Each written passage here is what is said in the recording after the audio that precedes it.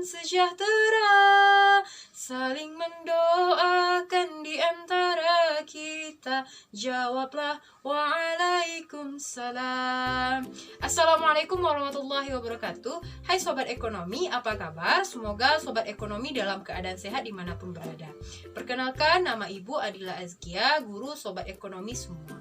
Pada video kali ini kita akan belajar mengenai materi ekonomi kelas 11. Tapi sebelum itu, mari simak berita berikut ini. Menjelang perayaan Natal dan Tahun Baru, harga kebutuhan pangan mengalami kenaikan harga. Musim hujan dan ketersediaan pasokan menjadi alasan pedagang menaikkan harga jualnya. Layaknya bulan Ramadan, menjelang Natal dan Tahun Baru sudah menjadi lumrah harga kebutuhan pangan mulai merangkak naik. Pantauan pada sejumlah pedagang di Pasar Santa, Jakarta Selatan, harga jual di tingkat konsumen mengalami kenaikan yang cukup signifikan akibat harga beli dari Pasar Induk Kramat Jati juga naik. Cabai keriting misalnya naik Rp7.000 per kilogram dalam semalam, dari Rp18.000 per kilogram menjadi Rp25.000. Akibatnya pedagang menjualnya Rp30 hingga Rp35.000 per kilogram ke konsumen. Bumbu dapur seperti jahe, lengkuas, dan serai juga naik harga sejak sebulan yang lalu. Kenaikan signifikan dirasakan pada wortel impor dari Rp25.000 per kilogram menjadi Rp30.000 per kilogram. Setelah mendengar berita tadi, bagaimana pendapat Sobat Ekonomi semua? Berita tadi menginformasikan mengenai kenaikan harga di suatu pasar. Supaya lebih afdol, yuk kita pergi ke pasar. Nah, kita udah sampai di pasar rakyat Sobat Ekonomi. Berdasarkan berita tadi, pernah nggak sih Sobat Ekonomi ngerasa kok semakin lama harga barang dan jasa itu semakin mahal ya? Dahulu, ibu memperoleh bakso bisa dengan harga Rp5.000 per mangkok. Tapi saat ini, harga bakso udah mencapai Rp10.000 per mangkok, bahkan ada yang menjualnya Rp15.000. Dahulu, ibu menaiki angkutan kota itu hanya dengan uang Rp2.000. Tapi saat ini, angkutan kota di tempat ibu telah mencapai ongkos Rp4.000. Nah, kok bisa ya harga barang dan jasa semakin lama semakin mahal? Nah, faktanya harga barang dan jasa itu memang semakin lama akan semakin naik. Kenaikan harga ini dapat juga kita lihat pada kebutuhan pokok. Apa contohnya? Contohnya adalah beras. Berdasarkan data dari Badan Pusat Statistik menjelaskan bahwa harga beras pada tahun 2010 itu hanya berkisar pada angka Rp7.084. Tapi pada saat ini tahun 2021 harga beras itu telah mencapai angka Rp12.311. Kok bisa ya harga-harganya naik? Begini, dalam ilmu ekonomi, peristiwa ini disebut dengan inflasi. Inflasi diartikan sebagai suatu keadaan di mana harga-harga cenderung naik secara umum, terus-menerus, dan dalam kurun waktu tertentu. Maksudnya bagaimana? Kita mengetahui bahwa di pasar terdapat berbagai macam barang dan berbagai macam komoditi. Dan secara umum, harga-harga yang ada di pasar itu naik. Inflasi juga diartikan sebagai penurunan nilai mata uang. Maksudnya bagaimana?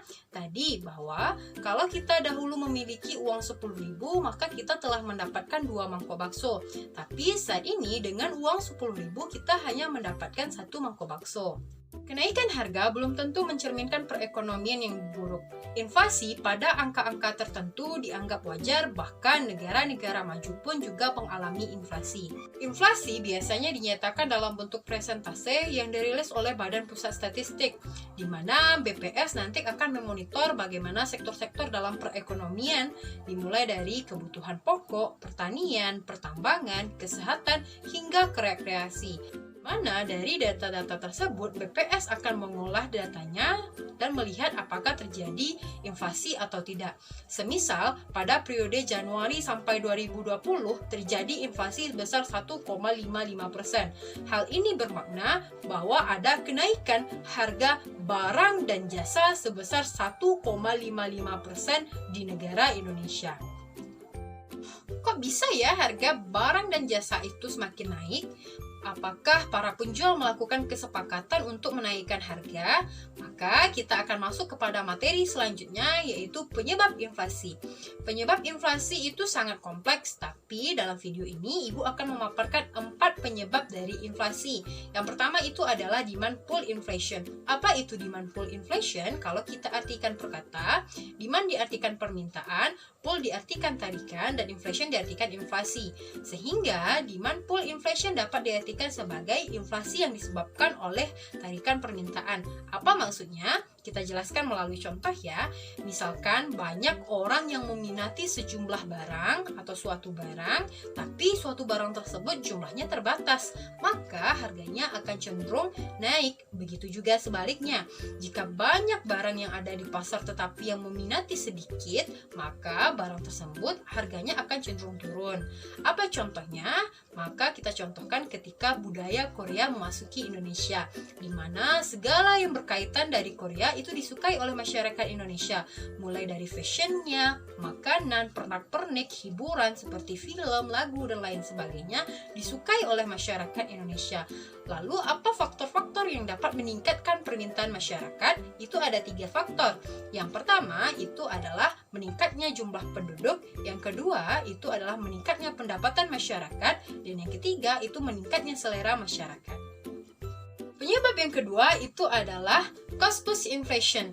Cost push inflation diartikan sebagai inflasi yang disebabkan karena adanya dorongan biaya. Maksudnya bagaimana? Barang-barang yang saat ini atau sehari-hari kita konsumsi itu pasti diproduksi oleh sebuah perusahaan atau sebuah home industry. Dalam memproduksi pasti nanti dikeluarkan biaya-biaya untuk memproduksi seperti biaya bahan baku, biaya sewa tempat, biaya tenaga kerja, biaya transportasi, dan lain sebagainya. Jika biaya-biaya yang digunakan dalam memproduksi barang-barang tersebut naik, maka mau tidak mau barang atau harga yang akan dijual kepada masyarakat juga akan naik. Contohnya apa? Contohnya ketika kenaikan BBM. Lah, kok bisa kenaikan BBM bisa menyebabkan inflasi?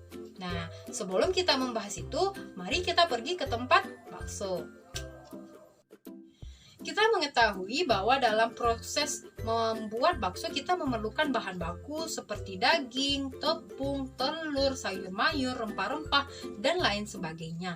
Tapi kenapa ya kenaikan harga BBM juga dapat menaikkan harga bakso? Kita mengetahui bahwa bahan baku yang diperlukan tadi itu berasal dari daerah yang berbeda-beda, sehingga untuk menyatukan di suatu tempat maka memerlukan alat transportasi untuk mendatangkan bahan baku tersebut. Jika kenaikan BBM terjadi, maka biaya transportasi akan juga meningkat, sehingga penjual bakso memerlukan uang yang lebih untuk membayar bahan baku tersebut. Sehingga apabila untuk mengeluarkan bahan baku tersebut membutuhkan uang yang lebih, maka mau tidak mau biaya atau bakso yang dijual pun juga akan meningkat harganya.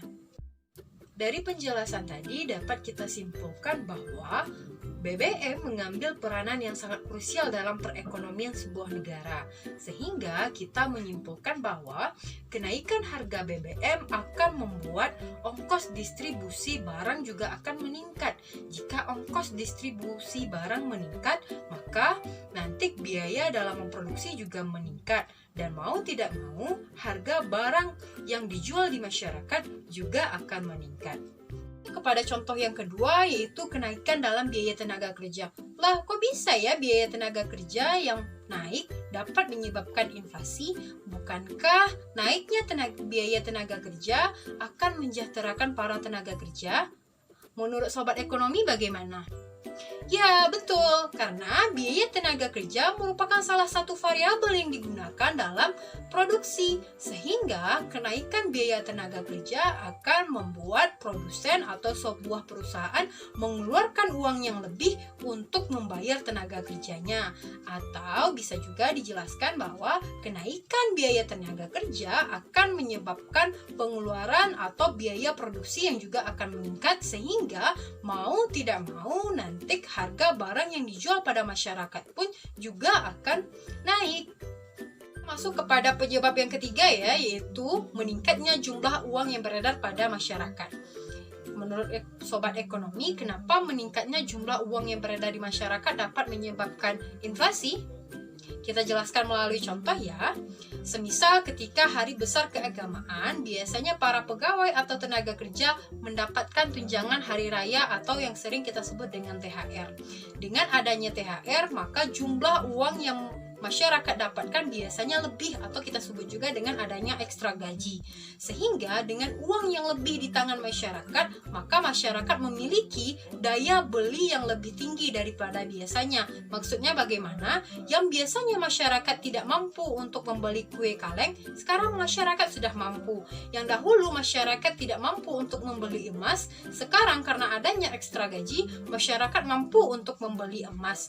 Sehingga barang-barang yang akan di pasaran akan menjadi laku. Jika barang yang ada di pasaran menjadi laku, maka produsen akan cenderung menaikkan harga untuk mendapatkan keuntungan yang lebih, sehingga harga-harga pun akan menjadi naik.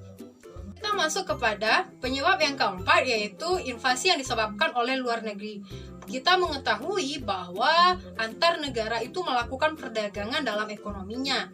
Sehingga apabila kita melakukan impor yang berasal dari negara yang sedang mengalami inflasi, maka kita juga akan terkena inflasi karena biaya yang dikeluarkan oleh importir Indonesia untuk memperoleh barang luar negeri tersebut besar, sehingga mau tidak mau barang impor yang dijual di dalam negeri juga akan meningkat.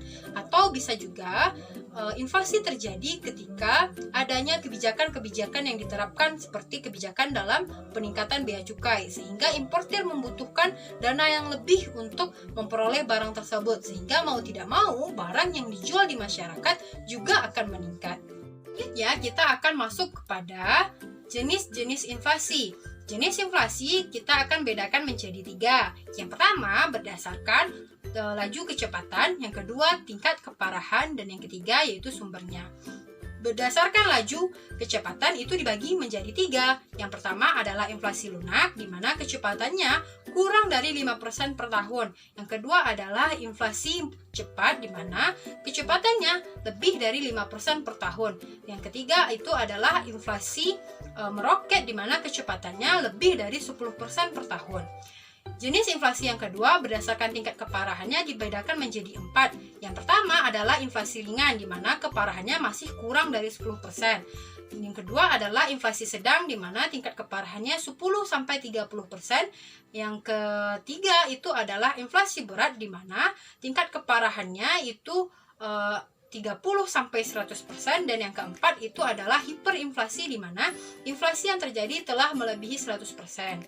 Lalu berdasarkan sumbernya akan dibedakan menjadi 2, yaitu berasal dari luar negeri atau inflasi yang berasal dari dalam negeri. Selanjutnya kita masuk kepada materi terakhir dalam video ini, yaitu cara menghitung inflasi. Di mana cara menghitung inflasi adalah rumusnya IHKT kurang IHKT kurang 1 per IHKT kurang 1 kali 100%. IHKT itu merupakan indeks harga konsumen atau harga barang pada tahun yang dicari inflasinya, sedangkan IHKT kurang 1 merupakan harga barang pada tahun dasar atau tahun sebelumnya. Mungkin untuk lebih memahami materi ini, nanti akan diberikan soal-soal kepada anak-anak Ibu. Terima kasih telah mendengarkan penyajian dari Ibu. Tetap semangat belajarnya. Mohon maaf apabila ada kesalahan. Assalamualaikum warahmatullahi wabarakatuh.